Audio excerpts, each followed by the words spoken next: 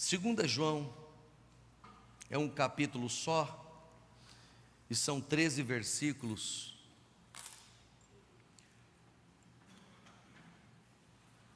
Eu quero ler esses versículos aí com os irmãos e fazer algumas considerações. 2 João, os 13 versículos. E quero falar sobre como viver à luz da verdade. Como viver à luz da verdade.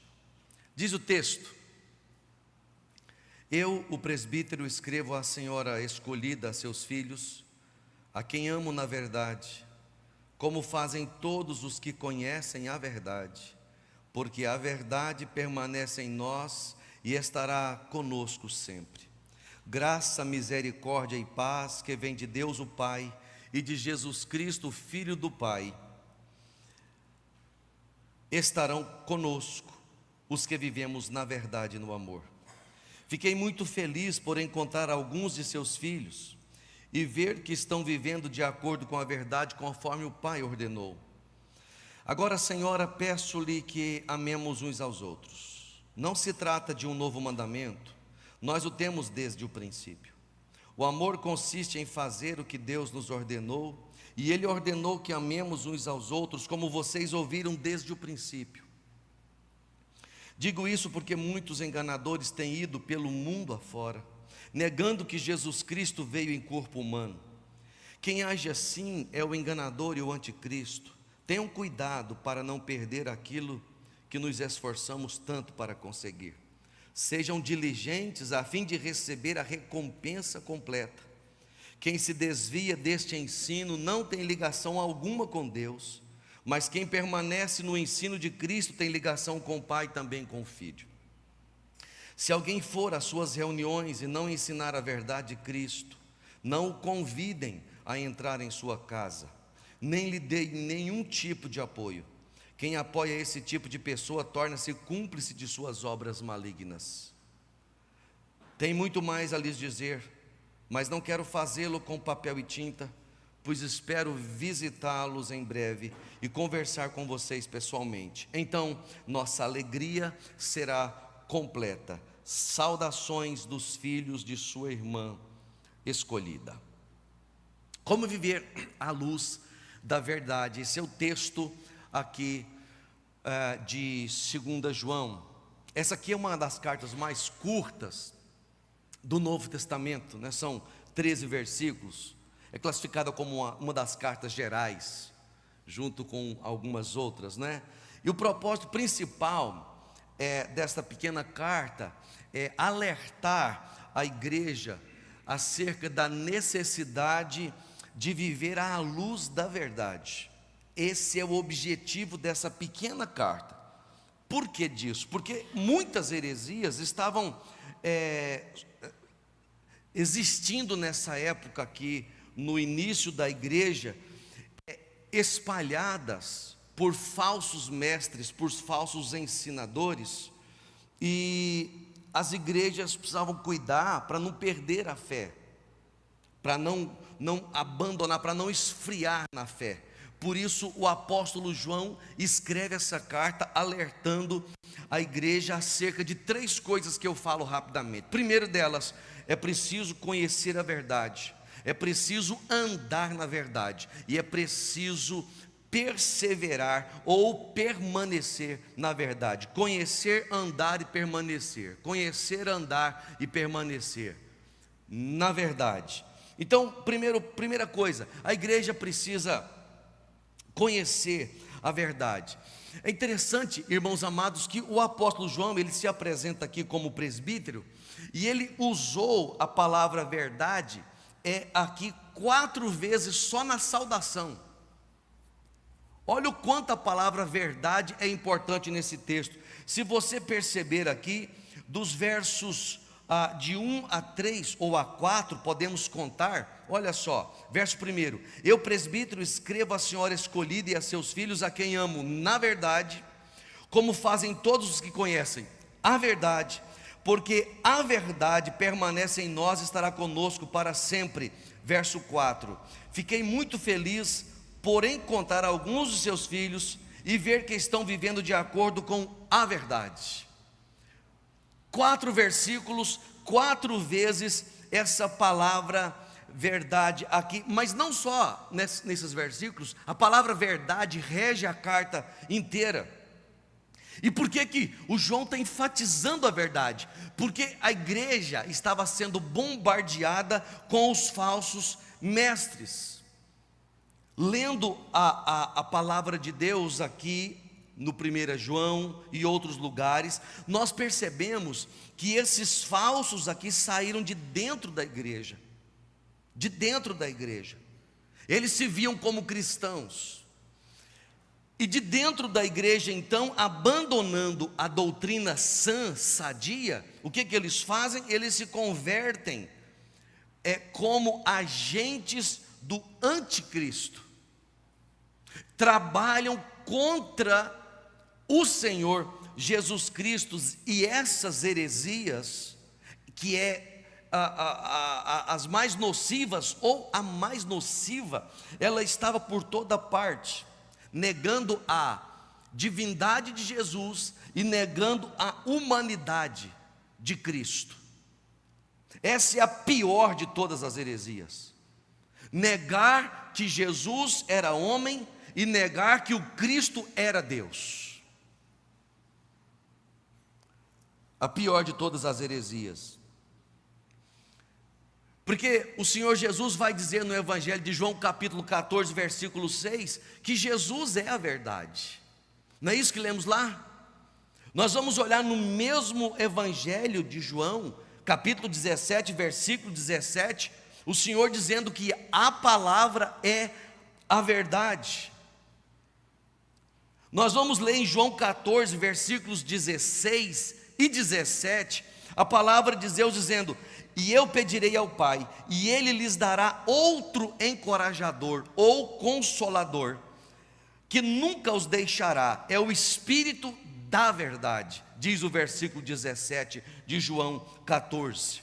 Ele vai dizer que o mundo não pode receber, porque não vê e não conhece, mas nós os crentes conhecemos o Espírito, pois Ele habita em nós, Ele habita em vós, e depois estará em vocês. Nós precisamos conhecer a verdade. E não pense que isso parece coisa simples, não é? Coisa simples, não, pastor, mas todo mundo já conhece a verdade é Jesus. Mas pasme, se nós pararmos para perguntar às pessoas: quem é Jesus? Você pode ouvir notícias, informações que te assustam. Quem é Jesus para você? Muitas pessoas não conseguem definir e esclarecer biblicamente quem é Jesus. Quem é Jesus? Uma frase, uma palavra ou outra sai, porque ouvem demais, mas talvez não consigam entender exatamente quem é Jesus. Então nós precisamos conhecer, precisamos estudar a cristologia, o ensino sobre a pessoa de Cristo. Mas é preciso também andar na verdade. Versículos 4 a 6 dizem assim, olha para o texto bíblico agora, 2 João, versos 4 a 6. Fiquei muito feliz por encontrar alguns de seus filhos e ver que estão vivendo, andando de acordo com a verdade, como o Pai ordenou. Agora, Senhora, peço-lhe que amemos uns aos outros. Não se trata de um novo mandamento, nós o temos desde o princípio. O amor consiste em fazer o que Deus nos ordenou, e Ele ordenou que amemos uns aos outros, como vocês ouviram desde o princípio. Então perceba, no início do versículo 4, o João está dizendo que ele encontra na igreja, veja bem, verso 4, ele não encontra todos na igreja, ele encontra alguns na igreja, vivendo de acordo com a verdade. Estão entendendo isso? A seriedade do que João está dizendo? Alguns estão vivendo de acordo com a verdade, conforme o Pai ordenou. E no verso 6, ele encerra com a mesma ênfase, dizendo que o amor consiste em fazer o que Deus ordenou. O que significa então esse ponto acerca de andar na verdade? Significa, irmãos amados, que o ensinamento não é... O ensinamento por si só não é suficiente. Então não basta, por exemplo, nós aprendermos acerca da verdade, ou discutirmos verdades. Tem gente que gosta de discutir a verdade, tem gente que gosta de discutir a Bíblia, as teologias, as doutrinas. Mas o apóstolo João, ele está dizendo que nós precisamos, além de conhecer, nós precisamos praticar a doutrina, praticar a palavra, andar na verdade. Sabe aquela ideia de ser ortodoxo de cabeça, mas ser um herege de conduta? O apóstolo João está dizendo que isso não pode acontecer. Não dá para você dizer que é crente, dizer que conhece, defende e ensina as verdades, mas a vida, o dia a dia não tem a ver com aquilo que você está pensando, refletindo teologicamente. Como viver à luz da verdade, conhecendo a verdade, mas andando na verdade. Irmãos, um dos perigos que nós temos desde sempre, mas hoje em dia mais do que nunca, é o risco de nós combatermos o pecado em público e praticá-lo no secreto. É o risco de nós dizermos que isso é errado, que isso não pode, que fulano não pode fazer, que aquilo não pode acontecer, mas no secreto nós estarmos vivendo coisas parecidas ou às vezes até piores. Isso é reprovável à luz da palavra de Deus. Então, precisamos andar na verdade. Por quê? Porque a obediência é fonte de alegria. Preste atenção, a obediência é fonte de alegria. Olha o verso 4. Fiquei muito feliz por encontrar alguns de seus filhos vivendo de acordo com a verdade. O João está dizendo aqui que ele ficou muito alegre vendo crentes andando na verdade. Claro, o texto vai deixar aqui transparecer que alguns se desviaram, mas deixa claro também que outros muitos mantiveram a sua fé na verdade. Irmãos amados, não tem nada que entristece mais um pastor de almas, não é? Pastor de almas, do que ver alguns crentes desobedientes, sobretudo rebeldes. Se tem uma coisa que mais machuca um líder espiritual, é ver crente rebelde. É ruim demais, porque você passa meses, dias, semanas e anos a fio, aqui em cima ou embaixo, ensinando, pregando, dando conselho, orientando. De repente, você vê, isso é ruim demais. Às vezes, crentes que não se submetem, não é o líder, é a palavra de Deus. Por que nós precisamos andar na verdade? Primeiro, porque a obediência, ela é fonte de alegria. Mas segundo, porque a obediência é demonstrada pelo amor. Obediência é demonstrada pelo amor. Olha o verso 5 e 6.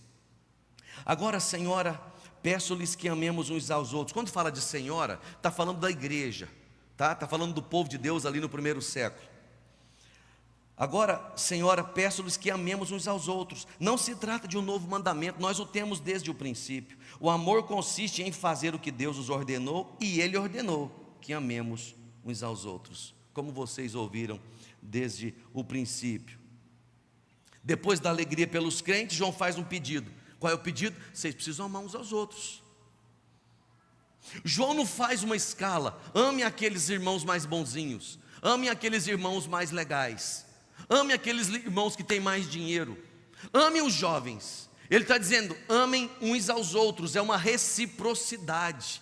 Temos que olhar para uns aos outros e pedir a Deus para nos encher de amor, para olhar para a criancinha, olhar para o idoso, olhar para mulheres e para os homens e dizer, Deus, me enche de amor, para que a gente possa amar, para que a gente possa suportar uns aos outros, mas suportar em amor. Então, há um mandamento de crer no Senhor Jesus, é acrescentado o mandamento para amar. Todo aquele que crê no Senhor deve amar os irmãos, porque em razão de crer em Jesus, nos tornamos filhos de Deus e irmãos uns dos outros. Irmãos uns dos outros. O João está chamando a nossa atenção para que todo aquele que anda na verdade deve amar uns aos outros. Então, crente que não gosta de congregar, crente que não gosta de estar junto uns dos outros, crente que não sabe lidar com as lutas, fraquezas e demanda uns dos outros, precisa aprender, porque nós somos uma só família. E quem anda na verdade passa a amar uns aos outros. A fé e o amor são os sinais do novo nascimento. Entenderam a frase? A fé e o amor são sinais do quê? Do novo nascimento. Quem nasceu de novo crê, tem fé, mas ama. João nos ensina isso. Nós provamos nosso amor por Deus pela obediência, ok? Provamos o nosso amor por Deus pela obediência. Então você precisa se perguntar, se o Espírito está falando com você agora, você é obediente a Deus? Nós provamos o amor por Deus obedecendo a Deus, mas nós provamos o nosso amor ao próximo através do serviço, servindo uns aos outros, ajudando uns aos outros. Eu termino a minha palavra dizendo que a igreja precisa crer na verdade, andar na verdade, mas precisa permanecer na verdade. Esse é o nosso terceiro desafio. Então João faz uma transição dos crentes verdadeiros agora, nos versículos 7 a 13, para os crentes falsos. Ele faz uma transição dos crentes verdadeiros para o joio, né? Ele para de falar do trigo e passa a falar do joio. Ele para de falar daqueles que obedecem aos mandamentos para os enganadores. Os enganadores aqui eram hereges quanto à teologia, mas não eram hereges apenas quanto à teologia, eles eram pervertidos quanto à ética. Duas coisas perigosíssimas, violentas, porque eles ensinavam doutrinas falsas e conduziam as pessoas a uma vida errada. E João está dizendo, tome cuidado com isso, porque verdade vai caminhar junto com, assim como a verdade e vida vão caminhar juntos, assim como a doutrina errada também vai caminhar junto com a vida errada. O João está dizendo, cuidado para você não fazer uma análise do que está acontecendo ao seu redor.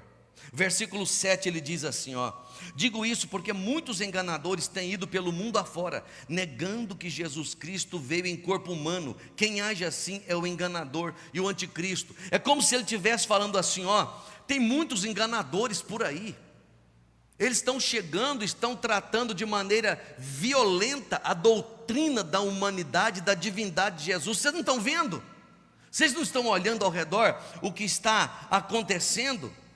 Porque assim como os apóstolos foram enviados para poder ensinar as verdades, os falsos mestres, eles também foram, ou são, ou eram e são emissários do diabo, para poder também ensinar as mentiras. O diabo que é o pai da mentira, não é? A igreja precisa ficar atenta em relação a isso. Primeiro século, irmãos, primeiro século, esses falsos mestres saíam nas estradas romanas ali da Ásia Menor e eles procuravam ensinar o seu erro quando eles visitavam as igrejas, quando eles entravam nas igrejas. Do ponto de vista desses falsos, eles eram missionários cristãos, mas João vai dizer que eles eram impostores. Por quê? Porque eles não confessavam que Jesus Cristo tinha vindo em carne, por isso negavam também toda a obra redentora, e não só redentora, porque negando a encarnação de Jesus, negam a obra redentora e negam a ressurreição. E aí acabou o cristianismo. Acabou o cristianismo. Essa doutrina é fundamental. E João está dizendo, olhem ao redor, fiquem atentos em relação a tudo isso. Temos que tomar cuidado para nós não irmos além do que a palavra de Deus nos ensina. Para nós é muito claro isso, né? Nós falamos, pastor, é claro que nós não temos problema em relação à questão da encarnação, da obra redentora, da ressurreição, mas o ponto aqui é nós nos atentarmos quanto à seriedade da palavra de Deus. Tudo o que Deus tem para nós está na sua palavra. Preste atenção nisso, irmãos. Eu falei num culto atrás aí que nós temos 66 livros escrito por 40 autores, 1.600 anos, 1.189 capítulos, 31.173 versículos. Deus preservou isso para quê? Para nós ficarmos correndo atrás de verdades por aí afora? Claro que não. A vontade que Deus tinha para fortalecer e manter a sua igreja até Jesus voltar, Ele revelou e preservou, para nós firmarmos o nosso coração e a nossa vida. Temos que nos debruçar, santos irmãos, temos que nos debruçar, devorar esse livro, lê-lo. Eu me lembro, a primeira vez que fui fazer um concurso para o Poder Judiciário, eu achei tão difícil, mas tão difícil, mas queria tanto passar, que eu comprei o material todo, e eu me debrucei de tal forma, então aquela linguagem mais jurídica, mais pesada, do direito, aquele negócio todo, negócio meio filosófico, não é? Eu peguei os dicionários, peguei tudo, e gente, era dia e noite, eu estraçalhei a apostila de todo jeito que você pensar, escrevi, marquei, decorei, fiz papel, tudo que você pensar, tudo, eu fui ao máximo. Pela graça de Deus não deu outra. Passei, e entrar com mandado de segurança, anularam o concurso.